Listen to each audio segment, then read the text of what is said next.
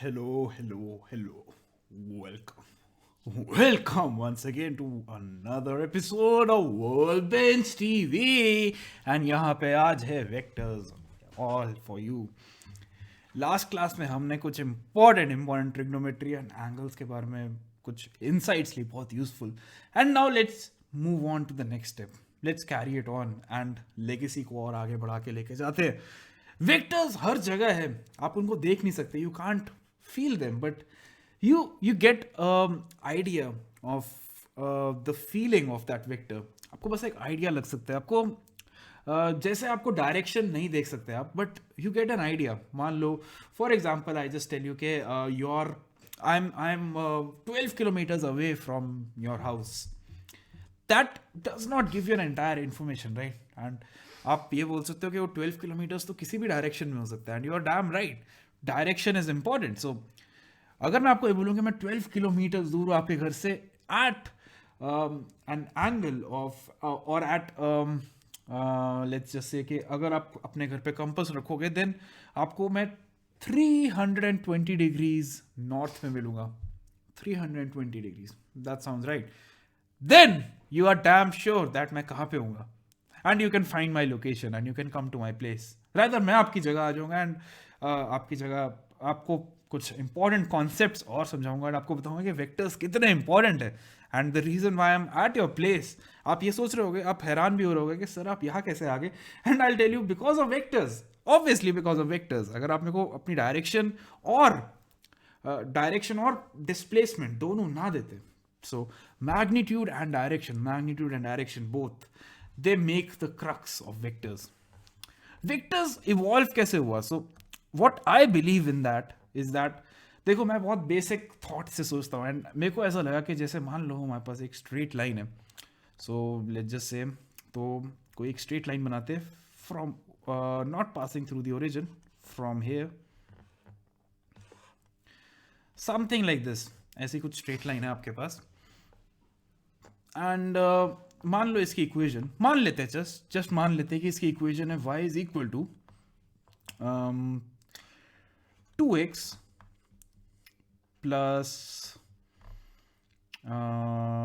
सो अगर मैं x एक पॉइंट तो मेरे पास है तो -8 तो +8. Let's just say this is my equation. Do you know that this 2 is going to give me a slope of the line. ये आइडिया जो है ये कहाँ से आया?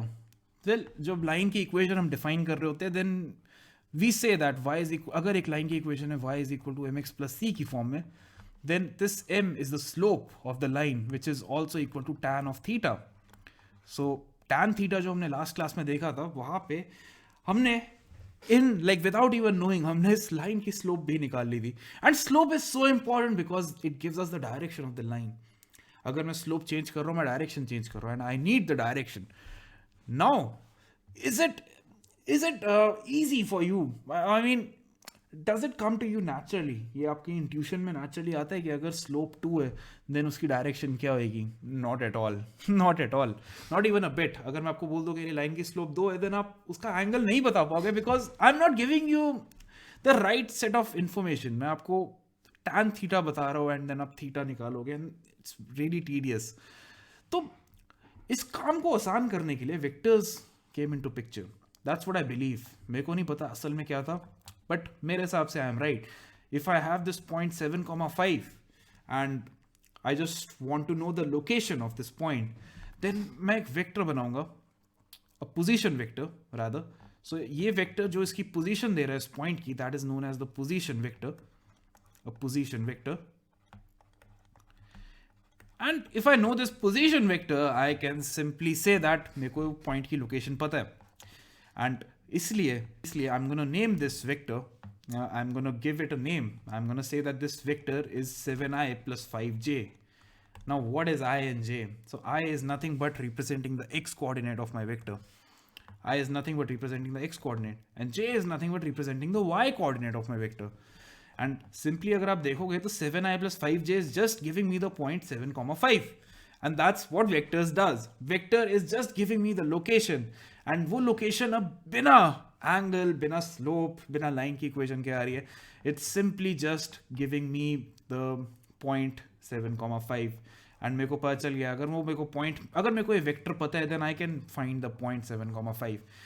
And coordinates are of utmost importance. I mean हर जगह का एक कोऑर्डिनेट होता है, हर जगह के एक लोकेशन का एक नाम होता है, हम उसको डिग्रीज में देते हैं. So in earth like a beautiful mother earth, यहाँ पे जो हमारे पॉइंट्स होते हैं अलग अलग लाइक लोकेशन वाइज, वहाँ पे there is some degrees of north and some degrees of east और वेस्ट. सो नॉर्थ या साउथ डिपेंडिंग ऑन आप कहाँ पे हो, ईस्ट या वेस्ट डिपेंडिंग ऑन आप कहाँ पे हो. तो वो जो पोजीशन है, वो कोऑर्डिनेट्स है, they are of utmost importance. ये तो समझ आ गया अब. एंड वो वेक्टर्स इजीली हमारा काम इजी कर रहा है बिकॉज बहुत सिंपली, बस सिंपल, कितना सिंपल है 7i+5 जिसका नॉमेनक्लेचर देखो, बस आई जे. मान लो यहाँ पे के कैप भी है, मान लो देयर इज अ के direction like a Z cap. तो अगर मैं अपना पॉइंट अब यहाँ कोई चूज कर रहा हूँ, लेट्स जस्ट से कि मेरा पॉइंट अब यहाँ कहीं है and it's in the Z axis as well, like ये बाहर को है, थोड़ा आपकी तरफ आ रहा है. तो अगर आप ये पॉइंट देखोगे, मान लो दिस पॉइंट के कोऑर्डिनेट्स है. सो अगर मैं इसको परपेंडिकुलर एक ड्रॉप करूँगा जेड पे, देन मेरे को z की वैल्यू मिलेगी. अगर मैं इसका परपेंडिकुलर ड्रॉप करूँगा टिल y, देन मेरे को y मिलेगा. एंड अगर मैं इसका परपेंडिकुलर एक ड्रॉप करूँगा towards my x axis, then मेरे को इसका z कोऑर्डिनेट मिलेगा. I mean I am getting all the coordinates. So जब मैं इसका डिस्टेंस देख रहा हूँ फ्रॉम माई y एक्सिस, मेरे को x कोऑर्डिनेट मिल रहा है. जब मैं इसका डिस्टेंस देख रहा हूँ from the x axis, then मेरे को इसका y कोऑर्डिनेट मिल रहा है. जब मैं इसका डिस्टेंस देख रहा हूँ from my z axis, then मेरे को इसका z कोऑर्डिनेट मिल रहा है. आई मीन मेरे को सारे के सारे कोऑर्डिनेट सब मिल जाएंगे बिकॉज मैंने इसका पोजीशन देख लिया. बट अगर आपको मैं ये सिंपली एक वेक्टर देता कि एक वेक्टर, एक पोजीशन वेक्टर है जो ज्वाइन कर रहा है इस पॉइंट को फ्रॉम द ओरिजिन, एंड मान लो उस पोजीशन वेक्टर को, so I name this vector v. ये जो v वेक्टर है, मान लेते हैं v वेक्टर ऐसा कुछ है -5 i cap. So i cap, यहाँ पे कैप भी होता है, रिप्रेजेंट्स अ यूनिट वेक्टर. हम मैं आपको बताऊंगा यूनिट वेक्टर क्या होता है. -5 i cap, -5 i cap plus 3 j cap plus let's just say it's some 7 k cap.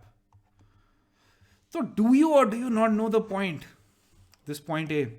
आप सबको पता है अब ये पॉइंट ए क्या है because I have given you the vector. मैंने आपको उसकी डायरेक्शन और मैग्नीट्यूड दोनों बता दिया ना, को बता दिया वो पॉइंट कहाँ पे एग्जैक्टली स्पेस में.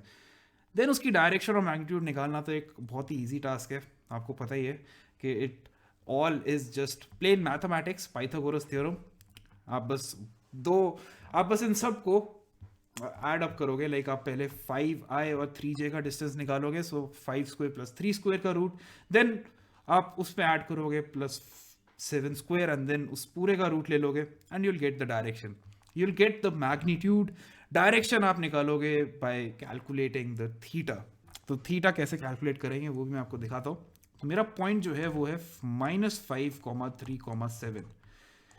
मैग्नीट्यूड तो मेरा पोजीशन वेक्टर का मैग्नीट्यूड इज सिंपली -5 का होल स्क्वायर प्लस 3, सारे पॉइंट्स का स्क्वायर को बस ऐड कर दो. स्क्वायर्स को बस ऐड करके एक रूट ले लो. एंड द डायरेक्शन अगर ये 2D वाला एग्जांपल होता है, जैसे मान लो ये वाला केस है, देन द डायरेक्शन और the tan theta is simply, यहाँ पे अगर आप देखोगे तो अगर ये थीटा एंगल है then it's simply the opposite upon adjacent. Opposite side है मेरी 5, तो 5/7. 3D के केस में थोड़ा सा ट्रिकी हो जाता है बिकॉज अब आप एक और डायमेंशन को लेके आ चुके हो. बट डोंट वरी, लकीली ये सारे परपेंडिकुलर हो एक दूसरे के. तो थोड़ा विजुलाइज करो, थोड़ा इमेजिन करो कि आपको डायरेक्शन निकालनी है. अगर वो थीटा आपको निकालना है तो वो थीटा जब आप निकालोगे तो आपको किसी एक प्लेन के रिलेटिव निकालना पड़ेगा. आई मीन ये जो लाइन है ये प्लेन के बाद ये ऐसे आ रही है, हमारी तरफ आ रही है. तो इसका जब आप एंगल निकालोगे, या तो आप इसका प्रोजेक्शन ले लोगे ऑन द ZX प्लेन, या तो आप इसका एंगल निकालोगे फ्रॉम द ओरिजिन. एंड आपको कौन सा डायरेक्शन निकालना है that depends entirely on you. And normally ऐसे क्वेश्चंस आपको नहीं आएंगे तो आपको ये डायरेक्शन निकालने की कोई ज़रूरत नहीं है. 2D के केस में तो बहुत ईजी है. 2D के केस में तो बस सीधा tan थीटा निकालना है. 3D के केस में मैं ये बोल सकता हूँ कि मैं इसका अगर प्रोजेक्शन ले लूँ ऑन द XZ प्लेन, मान लो मैं इसको XZ प्लेन में लेके आ गया. एग्जैक्ट प्लेन में। मैंने बस ऊपर से लाइट मारी है एंड इसको मैं देख रहा हूँ एग्जैक्ट प्लेन में। तो एग्जैक्ट प्लेन में अब ये जो वेक्टर आ गया है, अब मैं इसकी डायरेक्शन देख सकता हूँ फ्रॉम दिस, मैं इसका एंगल देख सकता हूँ from the x axis, and वो बहुत ईजी है बिकॉज आपको पता है कि अब इसका एक्स और वाई कोऑर्डिनेट्स क्या है। इसके एक्स और वाई कोऑर्डिनेट्स तो वही है जो पहले भी थे। तो आप डायरेक्शंस भी अब निकाल सकते हो। आप बोल सकते हो कि tan थीटा अगर वो एक्स जेड प्लेन में है उसका प्रोजेक्शन, देन tan थीटा की value is simply my opposite side upon my adjacent side, and उसकी वैल्यू आएगी -3/5। This makes sense. थीटा जो है वो नेगेटिव है because it's in the second quadrant. Now vectors, as you all know कि अब मैं कोई भी पॉइंट जो है, मान लो ये पॉइंट है मेरा 4,7, अब मैं इसकी डायरेक्शन और मैग्नीट्यूड दोनों निकाल सकता हूँ। इवन इफ अगर मैं 3D में ले आऊँ देन ऑल्सो आप उसकी डायरेक्शन निकाल सकते हो, and the role of lines is over. इस वेक्टर को मैं पोजीशन वेक्टर बोलता हूँ because it's giving me the position of the point 4,7। Vector in itself has two properties. पहली चीज, इट हैज अ डिस्प्लेसमेंट और a magnitude.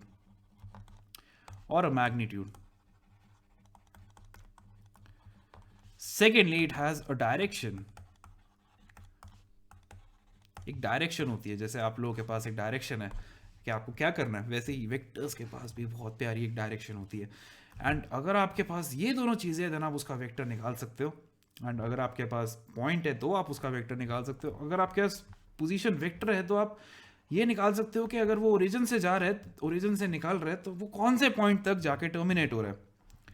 Second thing, vector की एक और प्रॉपर्टी है कि vectors can be moved around. मान लो ये वेक्टर है आपका पोजीशन वेक्टर, अगर ये ओरिजिन से निकल रहा है तो हम इसको पोजीशन वेक्टर बोलते हैं क्योंकि मेरे को कोऑर्डिनेट स्पेस में एक पॉइंट की लोकेशन दे देगा। बट अगर ये ओरिजिन पे नहीं है, and that's very much possible, अगर ये वेक्टर कहीं पे भी हो सकता है। अगर मैं इस वेक्टर को उठा के यहां से यहां उठा लूं, उठा के मैंने इसको यहां से यहां ले लिया, then also it's the same vector क्योंकि इसका मैग्नीट्यूड अभी भी उतना ही है, इसकी direction is also the same. मैंने बस इसको चेंज किया आप स्पेस में, एंड अब बस ये एक अलग कोऑर्डिनेट सिस्टम में एक पोजीशन वेक्टर बनेगा। अब एक और कोऑर्डिनेट सिस्टम होगा जहां पे ये पॉइंट होगा 0,0, तब ये एक पोजीशन वेक्टर बन सकता है। Otherwise it's just a vector जिसके अब स्टार्टिंग और एंड पॉइंट जो है वो कोई दो अलग अलग पॉइंट्स है, जो ए और बी है उनमें से कोई ओरिजिन नहीं है, and still that gives us a vector. Nevertheless vectors जो है वो आप पॉइंट्स से ही निकालते हो। तो अगर मान लो for example, just a second, हाँ टेक्नोलॉजी,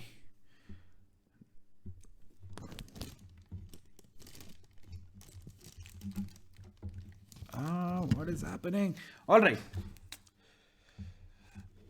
अब ये देख लो भाई बच्चों, देखो भाइयों और बहनों, मित्रों, मान लो आपके पास एक वेक्टर है जो इस पॉइंट से शुरू हो रहा है। Let's say this point is -9,3 -3, मेरे को दिख रहा है पॉइंट है -9,3, एंड मैं दूसरा एक पॉइंट यहाँ पे चूज कर रहा हूँ विच इज -2,2। इन दोनों पॉइंट्स को ज्वाइन करने वाला वेक्टर आप बता सकते हो मेरे को क्या है। It's not a position vector because position vector origin से स्टार्ट होता है ताकि वो पोजीशन बता पाए उस पॉइंट की, but still it's a vector. मान लेते हैं वेक्टर वी है ऐसा, वेक्टर्स के ऊपर एक एरो लगता है डिपिक्टिंग के वो वेक्टर है।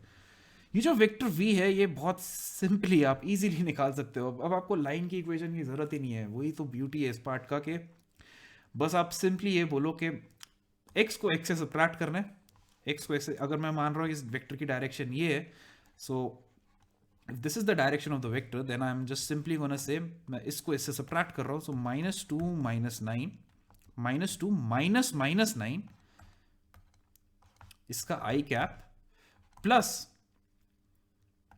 2 -3। I hope this is clear। Minus minus दो बार हो रहा है क्योंकि it's final minus initial and ये पॉइंट्स में ऑलरेडी माइनस था, तो दिस इज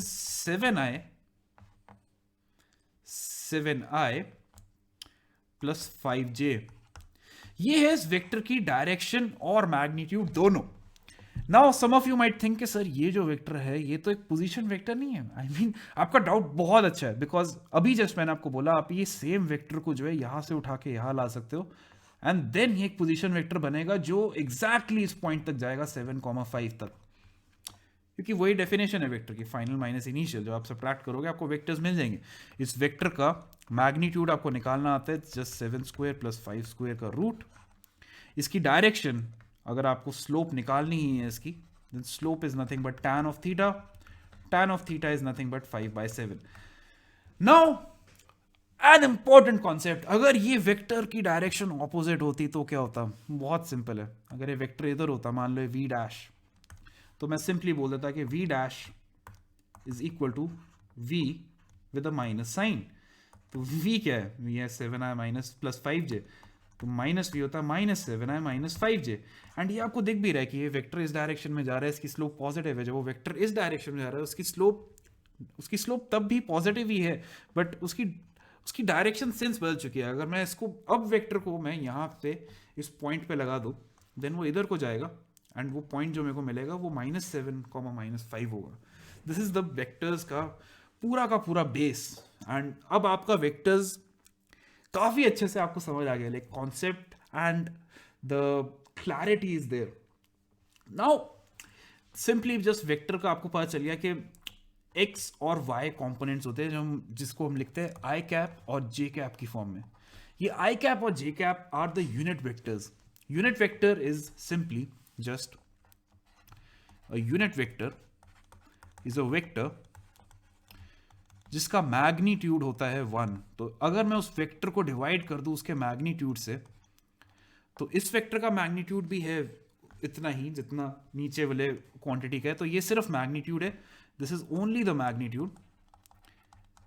एंड ऊपर मैंने पूरा वेक्टर लिखा है। तो वेक्टर्स को हम डिवाइड और मल्टीप्लाई कर सकते हैं। Vectors can be multiplied and divided. So vectors can be added, subtracted, multiplied or divided by a scalar quantity.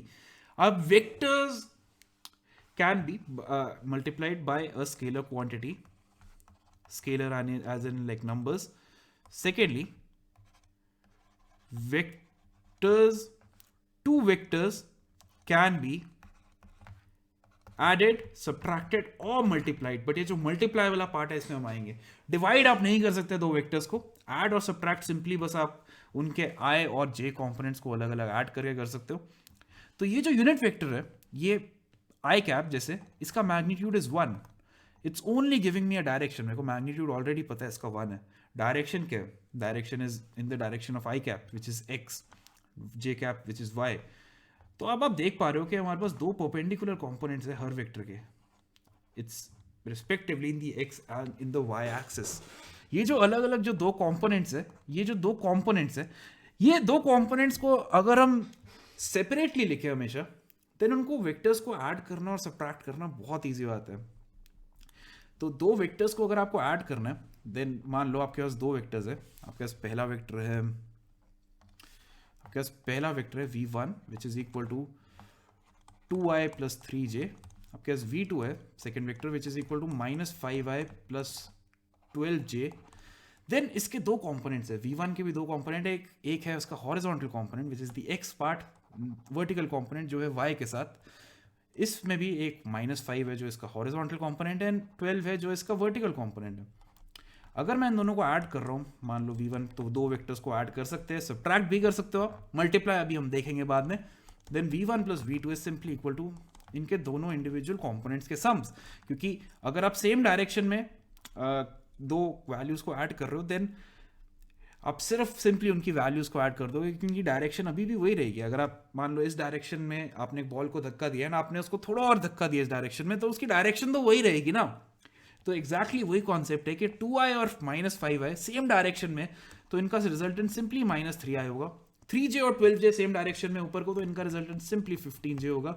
And this is your resultant vector v1 plus v2।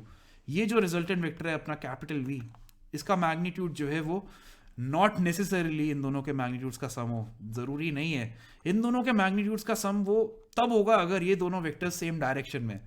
तो अगर आप एक वेक्टर को दूसरे वेक्टर से ऐड कर रहे हो जो दोनों सेम डायरेक्शन में, देन उनके मैग्नीट्यूड्स ऐड अप हो जाएंगे। जैसे आप ये देख रहे हो कि लेट्स जस्ट से कि अगर मैंने 2i और -5i को ऐड किया, सो मैग्नीट्यूड्स अगर आप उनके ऐड करोगे देन आपको कुछ और रिजल्ट मिलेगा, क्योंकि यहाँ पे डायरेक्शन सेम नहीं है, डायरेक्शंस एक्चुअली ऑपोजिट है। 2i इधर है और -5i इधर है। बट अगर आप 3 और 12j को ऐड करोगे देन 3 और 12j को 3j और 12j को अगर आप ऐड करोगे तो उसका रिजल्टेंट मैग्नीट्यूड होगा 15j, एंड वही है उन दोनों के इंडिविजुअल मैग्नीट्यूड्स का सम भी। इसका 3j का मैग्नीट्यूड है 3, 12j का मैग्नीट्यूड है 12, तो उनके रिजल्टेंट का मैग्नीट्यूड है 15j, उनका मैग्नीट्यूड है 15। तो सेम डायरेक्शन में अगर है तब आप उनको ऐड कर सकते हो, अदरवाइज रिजल्टेंट वेक्टर बस सिंपली यार कंपोनेंट्स को ऐड करो, डोंट गेट कंफ्यूज्ड, बिल्कुल भी कंफ्यूज मत हो, सेम कंपोनेंट्स को ऐड करो एंड अब ये वेक्टर आ गया तो इसकी मैग्नीट्यूड डायरेक्शन सब पता है आपको, सब पता है। तो ये तो इजी पार्ट था। Vector has a magnitude and direction as I already told you, तो ये मैग्नीट्यूड और डायरेक्शन आप बहुत इजीली निकाल सकते हो। एंड वेक्टर्स को ब्रेक करना बहुत इंपॉर्टेंट है। मान लो आपको एक वेक्टर मैंने ऐसा दिए 7i + 4j, तो इसके दो कंपोनेंट्स में इसको ब्रेक करना बहुत इंपॉर्टेंट है, which is 7i and 4j। ये दो उसके कंपोनेंट्स है, ये दोनों उसको बना रहे। अगर मैं इन दोनों को ऐड करूंगा 4j और 7i को, then I get 7i + 4j। And अगर आप ध्यान से देखो तो एक और चीज भी आप देख सकते हो कि ये जो मैग्नीट्यूड है 7i का, इसका मैग्नीट्यूड 7 है, एंड 4j का मैग्नीट्यूड, इसका मैग्नीट्यूड 4 है। अगर आप ये दो परपेंडिकुलर कंपोनेंट्स को के मैग्नीट्यूड्स को ऐड करना चाहते हो, देन आपको इनका रिजल्टेंट देखना पड़ेगा, जो आपको मिलेगा पाइथागोरस थ्योरम से। तो आप 7 का मैग्नीट्यूड और 4 के मैग्नीट्यूड को ऐड जब करते हो तो आपको रिजल्टेंट वेक्टर मिलता है as a diagonal, as a hypotenuse. तो इसका resultant magnitude will simply be 7² + 4², जो कि आपको ऑलरेडी पता है। वेक्टर्स की एडिशन और सब्ट्रैक्शन जो है वो बहुत इंपॉर्टेंट है, एंड अगर आप उनके कंपोनेंट्स में ना ब्रेक करो देन ऑल्सो आपके पास एक और टेक्निक है उनको ऐड करने का, विच इज एज फॉलोज। अगर आप v देख रहे हो यहाँ पे, v इधर को है वेक्टर एंड w इधर को है, ये दोनों सेम पॉइंट से ओरिजिनेट हो रहे हैं। इनका resultant vector will simply be the diagonal of the parallelogram, जो ये कंप्लीट करेंगे v + w, एंड इनका डिफरेंस यानी v - w will be the second diagonal. ये कैसे हो रहा है इसका मैं आपको एक आइडिया देता हूँ। मान लो ये है जैसे v, ये है v, ये है w। अगर इन दोनों वेक्टर्स को मैं ऐड कर रहा हूं तो अब देखो ये वेक्टर्स परपेंडिकुलर तो है नहीं आपस में। एक चीज तो श्योर है कि अगर मैं इन वेक्टर्स के कंपोनेंट्स में ब्रेक करके उनको ऐड करूंगा, देन रिस्पेक्टिवली जब मैं उनको कंपोनेंट्स को ऐड कर दूंगा देन मेरे को एक रिजल्टेंट वेक्टर भी मिल जाएगा। बट यहाँ पे अब मेरे पास कंपोनेंट्स नहीं है, मेरे को इंट्यूटिवली देखना है कि ये वेक्टर्स जो है वो ऐड करके कौन सा वेक्टर बना रहे हैं। तो एक चीज तो श्योर है कि अगर इन दोनों वेक्टर्स को ऐड करूंगा तो वो रिजल्टेंट वेक्टर होगा तो इन दोनों के बीच में ही, बिकॉज इसकी डायरेक्शन और मैग्नीट्यूड इधर है, इसकी डायरेक्शन और मैग्नीट्यूड इधर है। अगर मैं दोनों के डायरेक्शंस को देखूं तो उन रिजल्टेंट की डायरेक्शन उन दोनों के बीच में ही आएगी, क्योंकि दोनों का इफेक्ट होगा। सेकेंडली जो इसका मैग्नीट्यूड होगा रिजल्टेंट, वो इस पे डिपेंड करेगा कि इनके बीच में एंगल थीटा कितना है। तो अगर मैं ऐसे सोचूं कि इस वेक्टर को मैं उठा के यहाँ पे ले आऊं, अगर मैं इस वेक्टर को उठा के, क्योंकि मैं वेक्टर्स को उठा सकता हूँ, देन अगर मैं इस डायरेक्शन में इधर गया, अगर मैं इस डायरेक्शन में इतना गया एंड मैं उस डायरेक्शन में फिर इतना गया, तो अगर मैं टोटल देखूं कि मैं यहां से जब यहां चल के गया एंड मैं यहां से यहां चल के गया, तो एंड में जो मेरा रिजल्टेंट बन रहा है तो मैं वो यहां से यहां तक ही तो गया हूं, यहां से यहां तक ही तो गया, और यही होगा ना नेट वेक्टर का रिजल्टेंट, बिकॉज यही तो होगा रिजल्टेंट वेक्टर, बिकॉज वेक्टर है क्या, मैग्नीट्यूड और डायरेक्शन। अगर आपने एक मैग्नीट्यूड और एक डायरेक्शन पकड़ के आप चल रहे हो, देन आप दूसरी डायरेक्शन में एक और मैग्नीट्यूड में चल रहे हो, देन मैं आपको यही बोलूँगा ना कि अगर आपने वो टोटल किया उन दोनों वेक्टर्स को, आपने टोटल किया, आप देख रहे हो कि आप फाइनली कहाँ पे हो अपने इनिशियल स्टार्टिंग पॉइंट से। स्टार्टिंग पॉइंट था आपका ए, फाइनल आप सी पे हो, बीच में आप डी पे भी रुके थे, तो आप फाइनली सी पे आए, एंड वही तो रिजल्टेंट वेक्टर है। इन दोनों वेक्टर्स को ऐड करने के बाद जो एक वेक्टर इनका काम कर रहा है वो ए सी ही है, AC ही है, एंड इसीलिए वो इस पैरेललोग्राम का एक डायगोनल बन रहा है। तो आप देख पा रहे हो, बस मैंने इस वेक्टर को यहाँ से यहाँ रखा एंड आपको दिख गया कि वो उसका रिजल्टेंट है। एंड सिमिलरली जब सब्ट्रैक्ट कर रहे हैं दो वेक्टर्स को, तो उस केस में आपको बस देखना है कि अब v माइनस डब्ल्यू करना है मेरे को। v माइनस डब्ल्यू करने के लिए मैं इस वेक्टर w को पीछे ले जाऊंगा, ऐसे ये पीछे ले गया मैं इसको, ये है माइनस डब्ल्यू अब। एंड अब बस सिंपली v और माइनस डब्ल्यू को मैं देख रहा हूँ, तो एक काम करते हैं, इस w को मैं इधर ले आता हूँ, माइनस डब्ल्यू को, या फिर क्या करें, एक एक चीज करते हैं,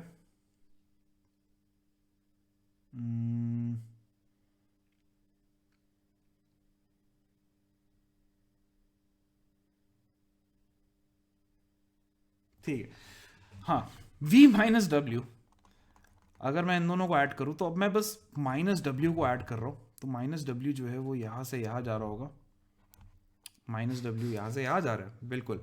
अब माइनस डब्ल्यू अगर यहां से यहां जा रहा है, तो इन दोनों का रिजल्टेंट, बस मैंने v और माइनस डब्ल्यू को ऐड किया तो वो यहाँ होगा। अब मैं बस इस वेक्टर को उठा के, मान लो कि मैं इस पूरे सिस्टम को उठा के इधर ले आता हूँ, इस पूरे सिस्टम को मैं उठा के थोड़ा राइट पे शिफ्ट कर रहा हूँ, देन आप ये देखोगे कि माइनस डब्ल्यू जो है वो इधर ही आ जाएगा, माइनस डब्ल्यू इधर आ जाएगा, एंड v माइनस डब्ल्यू जब मैं ऐड करूँगा तो यहाँ से यहाँ गया, देन यहाँ से यहाँ गया, उसके बाद जो रिजल्टेंट है यहाँ से अगर मैं स्टार्ट करूँ तो वो यही तो बन रहा है। समझ आया ना? समझ आ रहा है, ऑब्वियसली समझ आ रहा है कि दो वेक्टर्स को ऐड कर रहा हूँ, माइनस डब्ल्यू चला मैं इधर, माइनस डब्ल्यू मैं इस पॉइंट से स्टार्ट किया b से, माइनस डब्ल्यू गया पहले इधर, देन v ऊपर गया, तो टोटल फाइनली मेरा डिस्प्लेसमेंट है ये, एंड ये बन रहा है दूसरा डायगोनल उस पैरेललोग्राम का। तो ये चीज़ बहुत इंपॉर्टेंट है कि पैरेललोग्राम के दो डायगोनल्स बनते हैं, एक सम होता है वेक्टर्स का, एक होता है सब्ट्रैक्शन, और आपको क्लियर है कि क्यों है ऐसा। एक फॉर्मूला है रिजल्टेंट वेक्टर का, मैग्नीट्यूड का, तो मैग्नीट्यूड जो है आप रिजल्टेंट वेक्टर्स के निकाल सकते हो।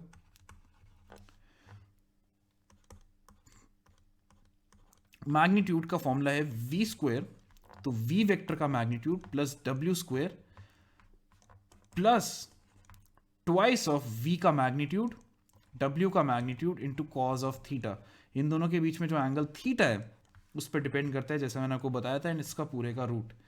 इनफैक्ट अगर आप एक स्पेशल केस देखोगे जिसमें कॉज ऑफ थीटा, जब मैं कॉज 90 डाल रहा हूँ, या फिर मैं उन दोनों के बीच में एंगल 0 रख देता हूँ, तो कॉज ऑफ रादर मैं उनके बीच में एंगल 90 रखता हूँ, तो कॉज 90 इज 0, तो ये कट जाएगा, एंड तब आप देखोगे कि एक स्पेशल केस बन के आ रहा है जिसमें मैग्नीट्यूड है सिंपली उन दोनों के स्क्वायर्स का सम, एंड यही तो हमने पढ़ा था अभी। अगर परपेंडिकुलर है देन सिंपली आप उनको ऐड कर दोगे उनके स्क्वायर्स को, बिकॉज पाइथागोरस थ्योरम।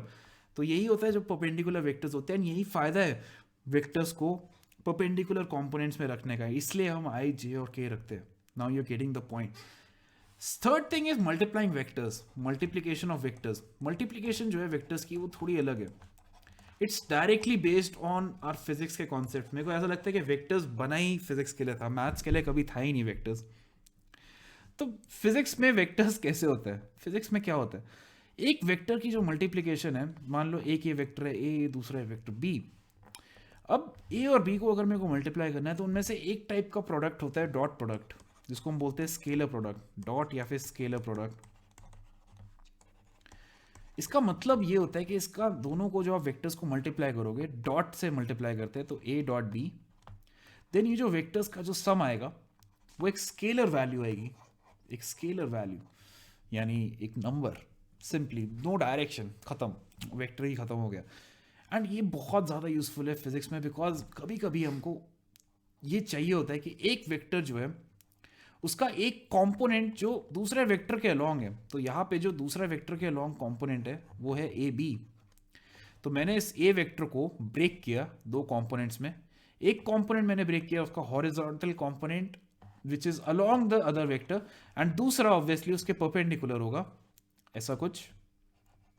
एंड आप देख सकते हो कि ये दोनों वेक्टर्स का रिजल्टेंट जो है, ये वर्टिकल और हॉरिजॉन्टल वेक्टर्स का रिजल्टेंट जो है वो हमारा ए वेक्टर है जो हमने ऑलरेडी बनाया हुआ है। Now the thing is, the point is that A B, ये जो वेक्टर का परपेंडिकुलर कंपोनेंट है, अगर मैं इसको इसकी मैग्नीट्यूड को, इसके मैग्नीट्यूड को मल्टीप्लाई कर दूं with the magnitude of B, this is going to give me really important results, and उसी को हम बोलते हैं ए डॉट बी। यही होता है ए डॉट बी, दो वेक्टर्स का डॉट प्रोडक्ट होता ही ये है। Perpendicular component of a vector which is along the other vector times the other vector, दोनों के मैग्नीट्यूड्स को मल्टीप्लाई. अगर आप ध्यान से देखो तो ये cos थीटा हो जाएगा उस वेक्टर का, तो ए बी को मैं लिख सकता हूँ ए वेक्टर का magnitude times cos of theta into B. तो ए डॉट बी की छोटा सा एक अलग सा फॉर्म है जिसको हम लिखते हैं ए बी का मैग्नीट्यूड इंटू cos थीटा. तो obviously this is a scalar quantity, ये भी स्केलर है, मैग्नीट्यूड्स है, इन ये सब स्केलर है. एंड इसकी application comes in work energy. आपने देखा होगा कि वर्क में अगर मान लो मैं एक ऑब्जेक्ट को ऊपर को फोर्स लगा रहा हूँ एंड मेरे को उसको, और वो मूव इधर को कर रहा है, वो मूव इधर को कर रहा है, देन क्या कुछ होगा मेरी फोर्स से? नहीं होगा, बिकॉज वो अभी भी इधर को ही मूव करता रहेगा.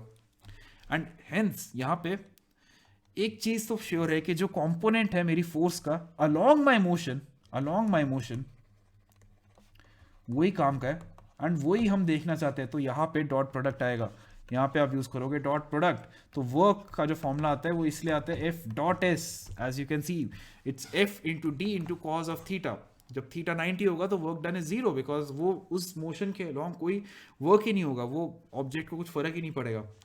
तो सिंपली मेरे को वर्क जो एक स्केलर क्वांटिटी है वो तब वो मैक्सिमम वर्क कब तभी होगा जब ये एफ जो है वो टोटली मेरे मोशन के अलॉन्ग है. अगर मेरा मोशन भी इधर है एंड अगर मेरा फोर्स भी इधर ही लग रही है, then my work is maximum.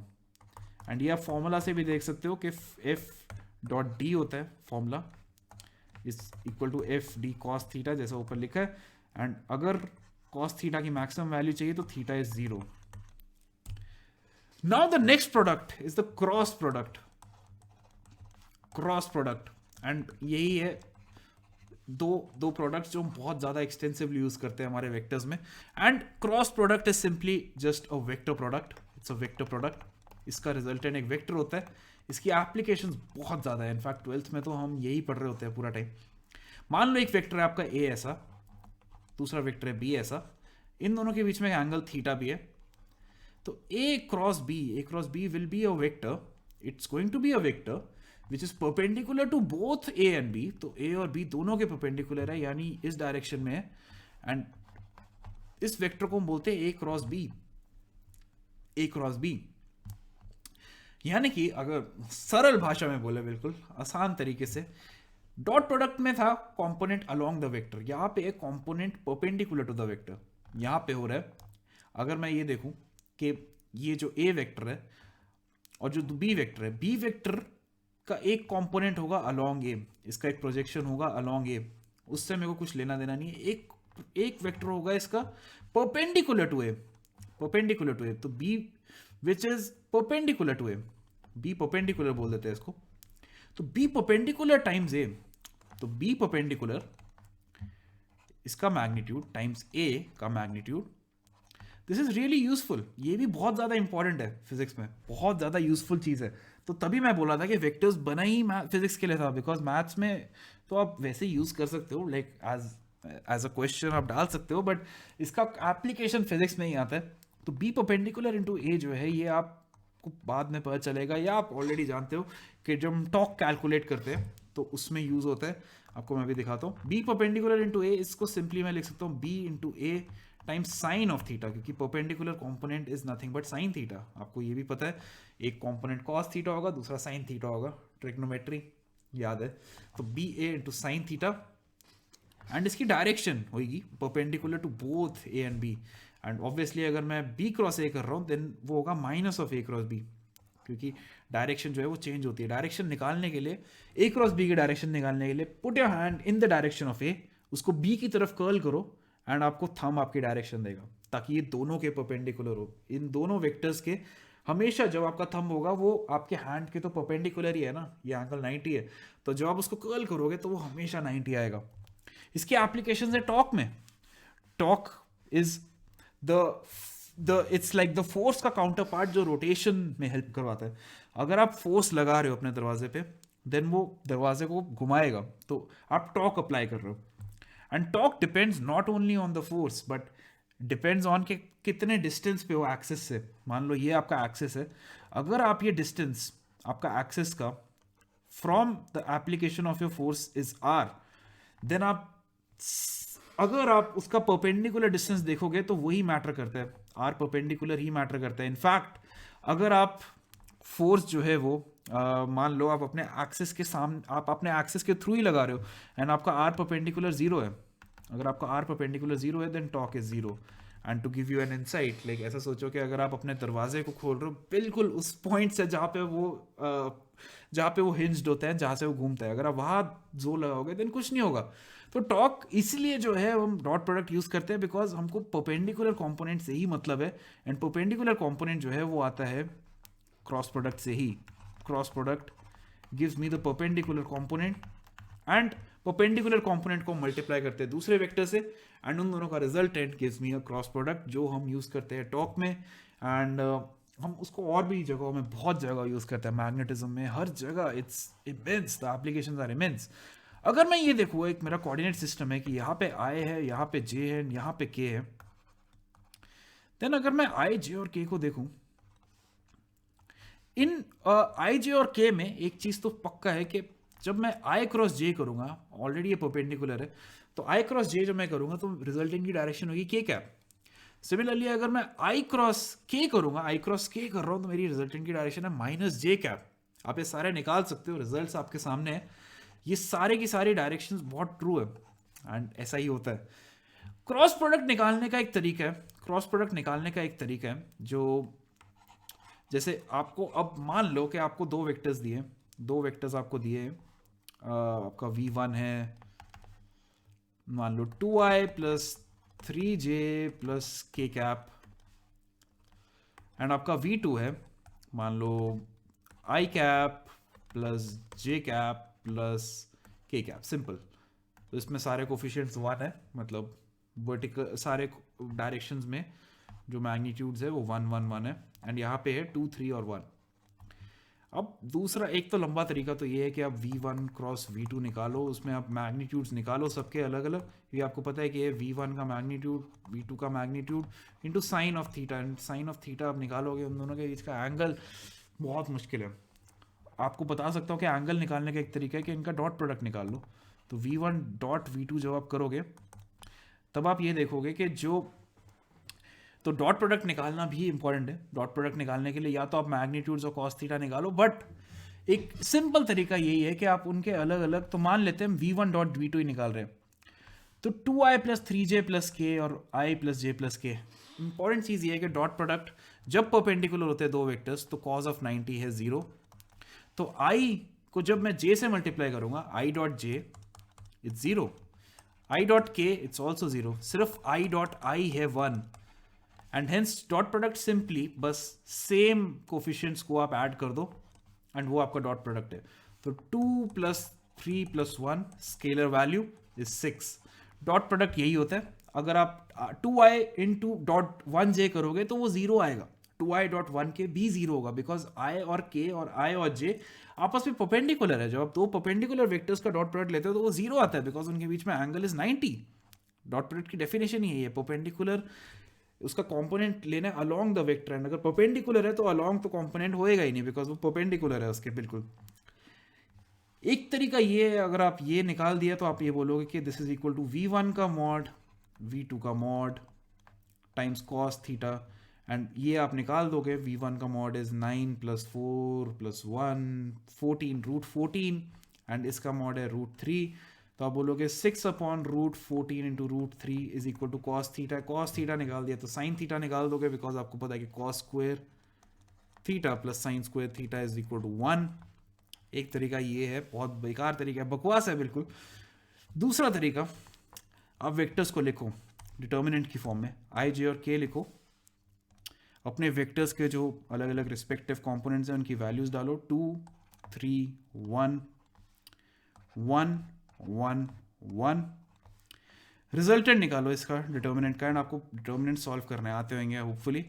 आपको बस आई लेना है एंड इस मैट्रिक्स को देखना है, जे लेना है, देन इसको देखना है, इस मैट्रिक्स को देखना है, एंड के लेना है, एंड देन इन दोनों को देखना है अलग अलग।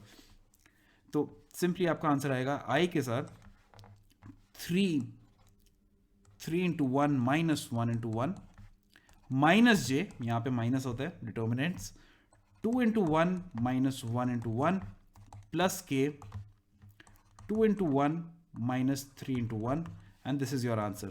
तो सिंप्लीफाई कर दो इसको तो आपका resultant vector is 2i minus j 2 minus 3 minus k. ये है आपका resultant vector, cross product, direction भी है, मैग्नीट्यूड भी है. एंड अगर आप ऐसे निकालोगे तो भाई आपको भगवान ही बचाएगा, बिकॉज बहुत मुश्किल है. इसमें डायरेक्शन कैसे निकालोगे, बहुत ट्रिकी है. दोनों के परपेंडिकुलर डायरेक्शंस निकालने के लिए अलग ही मैथ्स करना पड़ेगा. तो ये सिंपल तरीका है. तो do remember this method for ever. And जैसा आपको बता रहा था, मैग्नेटिज्म में भी बहुत यूज होता है. अगर डायरेक्शन करंट की ऐसे है तो मैग्नेटिक फील्ड की direction is given by the fingers and बहुत सारे एप्लीकेशंस है. Now we have this brilliant question.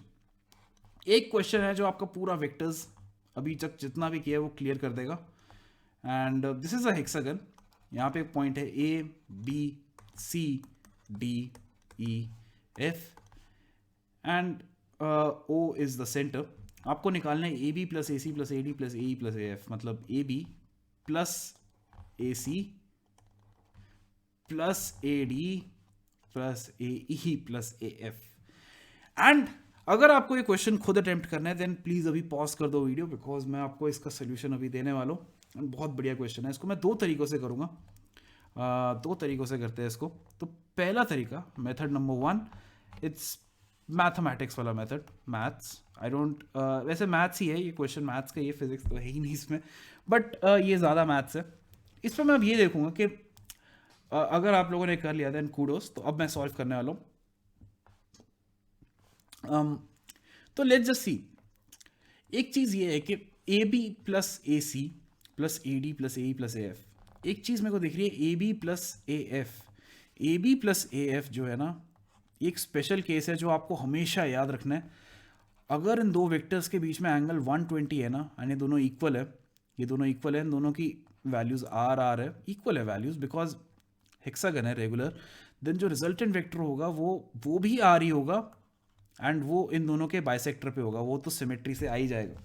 कैसे होता है ये आपको पता है. रिजल्टेंट वेक्टर कितना होता है. Resultant vector is R square plus 2r into R into cos of 120. Cos of 120 is minus half. तो ये जो वैल्यू आप निकालोगे तो सिर्फ आर स्क्वेयर ही बचेगा अंदर and this value will come out as R. तो ये आर वैल्यू मतलब इनका रिजल्टेंट जो है वो उतनी ही वैल्यू का होता है जो इन दोनों वेक्टर्स की मैग्नीट्यूड का होता है. तो मैग्नीट्यूड जो है वो सेम है रिजल्टेंट का. तो एक चीज़ तो मेरे को ये दिखी कि ए बी और एफ, सिंस ये एंगल 120 है, हेक्सागन है यार, ये तो पता ही होना चाहिए. एंड एक चीज़ और मेरे को पता चल गई कि अगर मैं यहाँ पे मान लो मैं इसको ज्वाइन कर लूँ ऐसे, 1 सेकेंड. तो अगर मैं इनको ज्वाइन करूँ ऐसे,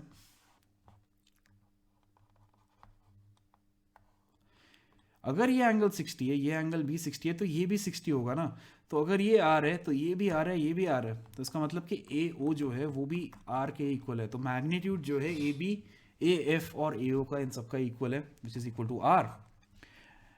now I am gonna find out the resultant. आपको समझ आ गया कि एंगल्स क्या क्या है. बाकी तो हेक्सागन आप पढ़ लेना अगर आपको हेक्सागन नहीं पता.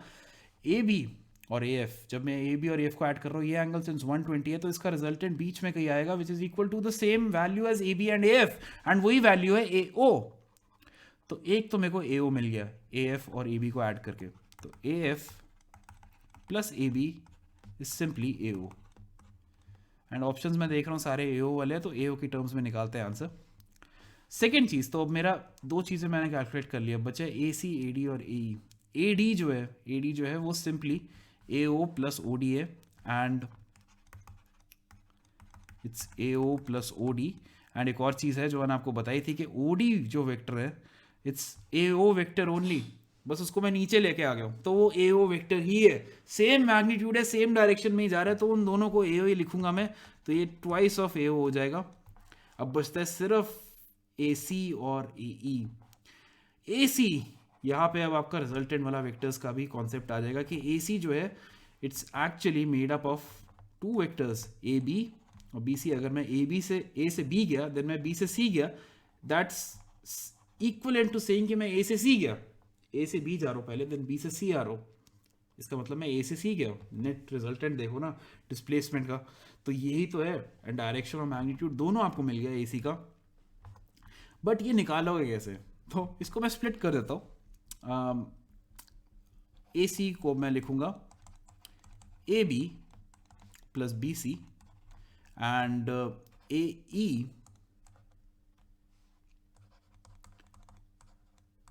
ई को मैं लिखूंगा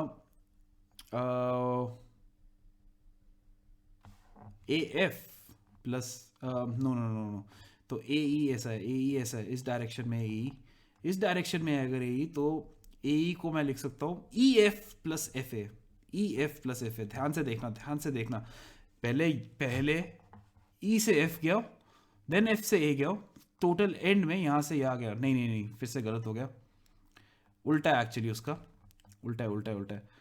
A F plus F E, A F पहले ए से एफ गया, देन एफ से ई गया, it's as good as saying कि मैं ए से ई गया, एज गुड एज सेइंग कि मैं ए से ई गया, क्योंकि मैं पहले ए से यहाँ गया, ए से एफ पहुंचा, फिर एफ से ई पहुंचा, तो मैं सीधा ए से ई पहुंचता हूँ ना, वही है रिजल्टेड। तो ए ई, तो ए ई को मैं लिख रहा हूँ ए एफ प्लस एफ ई। अब ध्यान से देखना, ए बी और ए एफ ये फिर से ऐड हो रहे हैं, अगर मैं इन दोनों को ऐड करूंगा ए सी और ए को, तो ए बी और एफ फिर से ऐड होके ए ओ बनाएगा, हमने यहाँ पे लिख दिया था। एंड बी सी और एफ ई, बी सी है ऐसा मेरा, तो बी सी को देखते हैं, बी सी है मेरा ऐसा, और एफ ई है मेरा ऐसा, एफ ई बी है मेरा ऐसा। एंड अगर मैं ध्यान से देखूं तो ये जो लाइन है ये दोनों आपस में पैरेलल तो है ही है, बट ये ए डी के भी पैरेलल है, तो इसका मतलब कि अगर मैं इन दोनों को ऐड करूंगा तो जो ए ओ वेक्टर है ये भी उनके जितना ही होगा, बिकॉज मैग्नीट्यूड सेम है, मैग्नीट्यूड तो सेम ही है, साइड की लेंथ जितना ही है सारे, डायरेक्शन भी एग्जैक्टली वर्टिकल है, तो डायरेक्शन भी सेम है, एंड सेम डायरेक्शन में तो ऐड करोगे उनको, तो आप ये बोल सकते हो कि एफ ई और बी सी जो है वो ए ओ वेक्टर ही है। एंड अब इन दोनों को फिर से ऐड करूंगा तो 2 बार ए ओ आएगा, टोटल आंसर आ गया 6 ए ओ। अगर मैं सारे ऐड करूँ 3 ए ओ यहाँ पे, 2 ए ओ यहाँ पे, एंड 1 ए ओ पहले शुरू में मिला था, तो 6 A O is the answer. Second approach देखे क्या, सेकेंड अप्रोच भी देखते हैं, वो भी बहुत इंटरेस्टिंग है। तो मैथ्स ही है यार, मैथ्स तो हटा ही देता हूँ। सेकेंड अप्रोच में थोड़ा सा टाइम ज़्यादा लग सकता है, क्योंकि वो थोड़ा सा और लिखने वाला है, आई मीन उसमें मेरे को और चीज़ें लिखनी पड़ेगी, बट मज़ा उसमें भी उतना ही है ना। अच्छा क्वेश्चन था ना, बहुत सही था, मेरे को तो बहुत अच्छा लगता है, वेक्टर्स के अच्छे प्रॉब्लम्स ढूंढना मेरा one of the favourite pass times भी है। तो लेट्स सी, तो ये है अब मेरा हेक्सागन। अब एक काम करते हैं, देखते हैं ए बी, तो A B plus A C, okay, A C को मैं लिख सकता हूँ A B plus B C, ये तो हमने पहले भी लिखा था, तो ए सी को मैं लिख रहा हूँ A B plus B C. A D तो हमारा है ही 2 ए ओ, ये तो हमको पता ही है। ए ई को मैं लिख रहा हूँ, अब यहाँ पे ना अब आपको थोड़ा दिमाग लगाना पड़ेगा, आपको आंसर चाहिए ए ओ के फॉर्म में। एक ए बी तो अपने पास है ही, यहाँ पे एक और ए बी आ गया, एंड एक बी सी है, एंड 2 ए ओ है, तो ए डी वाला काम तो हो गया। ए बी यहाँ पे एक है, एंड यहाँ पे एक और ए बी है, एंड एक बी सी भी है, मेरे को किसी तरह इन ए बी और बी सी को हटाना है। बी सी जो है वो फिर से ए ओ बन जाएगा, बट मेरे को ए बी से प्रॉब्लम है, ये दो ए बी आ गए। ए बी को हटाने के लिए मैं एक चीज़ देख रहा हूँ कि ए बी के जस्ट ऑपोजिट है डी ई, अगर ये डी वेक्टर को मैं ऐड करूंगा तो डी ए वेक्टर ऐसा है, ए बी वेक्टर ऐसा है, ये दोनों पैरेलल होंगे आपस में, ये आप देख सकते हो, दिख भी रहा है, मैथ्स पे भी आप बता सकते हो कि ये जो एंगल है ये कितना होगा, एंड ये एंगल कितना, ये सेम एंगल्स होंगे, एंड हेंस वो दोनों पैरेलल भी है। तो A B plus D E is equal to 0, तो मैं ए ई को डी की फॉर्म में लिखता हूँ, एंड इसमें मेरा काम आसान इसलिए हो जाएगा क्योंकि अब मैं ये देख रहा हूँ कि जो ए ई है, अगर मैं ए ओ से जा रहा हूँ ए डी, तो मैं ए डी प्लस डी अगर करूँगा, A D plus D that's as good as A E, है ना। यहाँ से पहले ए से डी गया, देन डी से ई गया, तो मैं सीधा ए से ई आ रहा हूँ, एंड ए ई वेक्टर ही हमको चाहिए था, तो ए ई वेक्टर जो है वो आ गया ए D plus D E, and आखिरी बचा है ए एफ। ए एफ को मैं लिख रहा हूं, तो एक चीज तो सॉल्व होगी, जब मैं इन सबको ऐड करूंगा तो ये जो ए बी है ये ए डी से कटेगा, बट अब एक और ए बी है, इनफैक्ट बी सी जो है वो तो ठीक है, बट हमको अब एक और डी ई चाहिए ताकि मैं वो भी हटा सकूं। तो ए एफ को अब कैसे लिखे, ए एफ को मैं लिख सकता हूं ए ई प्लस ई एफ, पहले ए से ई गया, देन ई से एफ गया, तो A E plus E F, and A E क्या था, A D plus D E, तो A D plus D E plus A E था ये, प्लस ई एफ, ये होगा मेरा ए एफ। एंड अब मेरे को लगता है कि अपना काम बन गया है बॉस, हो गया, ये क्वेश्चन हो गया, एंड वेक्टर्स भी आपको आ गए। इससे ज़्यादा वेक्टर्स ना फिजिक्स में काम आएगा ना यूजफुल है, एंड इतना ही बहुत है आपके लिए। अगर आपको ये समझ आ गया तो रिफ्लेक्ट करना अभी अच्छे से जाके, एंड क्वेश्चंस थोड़े और करना, एंड कभी भी डाउट्स हो तो I am always there for you. A F जो है A D plus D E plus E F है, एंड यहाँ पे मेरे को एक और, अब मैं इन सबको ऐड करता हूँ, तो हमको क्या क्या चाहिए था, ए बी को ऐड करते हैं, तो ए बी इन सबको ऐड करते हैं, प्लस ए सी को मैं लिखूंगा A B plus B C, तो A B plus B C, A D को मैं लिखूंगा 2AO, ए को मैं लिखूंगा A D plus D E, and A F को मैं लिख रहा हूं A D plus D E plus E F. अब एक चीज तो थी ए बी और डी ई, तो ए डी ई एक कटा ए बी से, एक और डी ई कटा ए बी से, और कुछ कट रहा है क्या, बी सी और ई एफ, हाँ बी सी और ई एफ ये दोनों भी तो इक्वल ऑपोजिट है, तो ये भी कटे, बी सी और ई एफ भी कटे, इनमें बचा गया 2AO plus A D plus A D, तो ए डी क्या है, ए डी तो 2AO ही है, तो 2AD plus 2AO, A D क्या है 2AO, तो 4AO plus AO, 6AO is the answer, and यही है अपना आंसर। हर बारी निकाल दिया हमने, एंड वेक्टर्स भी आपने अब डिस्ट्रॉय कर दिया। वाह, टेलीग्राम पे आ जाओ, ये है लिंक, एंड आपके स्पेशल प्लस क्लास के फीचर्स और ये सारे हैं जो आपको बहुत अमेजिंग लगेंगे अगर आप ये सब्सक्रिप्शन लोगे बहुत कम प्राइस पे, तो बहुत अच्छा फील करने के लिए बहुत कम देना पड़ रहा है। एंड अगर और कुछ चाहिए तो आपके पेरेंट्स से कनेक्ट करूंगा, आपके साथ कनेक्ट करूंगा, लाइव डाउट सॉल्व करूंगा, सिर्फ 1650 रुपीज़ अ मंथ पे। एंड अगर आपको कॉम्बैट स्कॉलरशिप टेस्ट देना है, बिकॉज वो आपके लिए बहुत बेनिफिशियल होगा, आपको कोड यूज़ करना है SIDS10, एंड हर संडे होता है ये 1 बजे, हर संडे 1 बजे लॉग इन करो, and make sure you make the most of it. Rewards आपको मिलेंगे अप टू 1 करोड़, स्कॉलरशिप होगा 100%, हर संडे बस आओ, नीचे एक लिंक है, वहाँ पे अगर आपको कुछ भी इनअप्रोप्रिएट लग रहा है तो क्लिक करो एंड अपना प्राइस क्लेम करो। Prodigy is the main thing, आज का जो थीम है आजकल का, कि आपको 20 लाख का कॉलेज ग्रांट मिल रहा है सारे इंजीनियरिंग स्टूडेंट्स के लिए, एंड मेरा कोड आपको पता ही है, वो यूज़ करो, आप इनरोल करो फॉर फ्री। एंड ये रहा शेड्यूल ऐसा, टेस्ट सारे टेस्ट के शेड्यूल ऐसे, ये रहा प्राइजेस काफ़ी सारे, एंड बहुत अमेजिंग है प्राइजेस, तो मान लो यार, पढ़ लो। 1 साल के अगर आप सब्सक्रिप्शन लोगे प्लस और आइकॉनिक की, तो आपको 3 मंथ्स का K12, 6 मंथ्स का क्रिएटिव कॉर्नर सब्सक्रिप्शन भी मिलेगा। प्लस और आइकॉनिक के जो बैचेस है वो ऐसे होते हैं जिनमें आपको डाला जाएगा अगर आप वो सब्सक्रिप्शन लेते हो तो आपकी अकॉर्डिंग आपके ड्यूरेशन और आपके लाइक टाइम और डिलीवरी ऑफ मीडियम, ये सब आपके लिए है। स्पेशल क्लास के फीचर्स बहुत अमेजिंग है, क्वेश्चंस पूछ सकते हो, लाइव पोल होता है, लीडर बोर्ड होता है, तो प्लेटफॉर्म पे आओ। And thank you so much. Do your drill, like, share, subscribe, and don't forget to press the bell icon. I'll see you again with one more episode of Binge World Bench TV, which is a part of Easy World Physics. And वहाँ पे हम आपको फिर से मिलेंगे. And till then, tata, take care, bye bye, adios.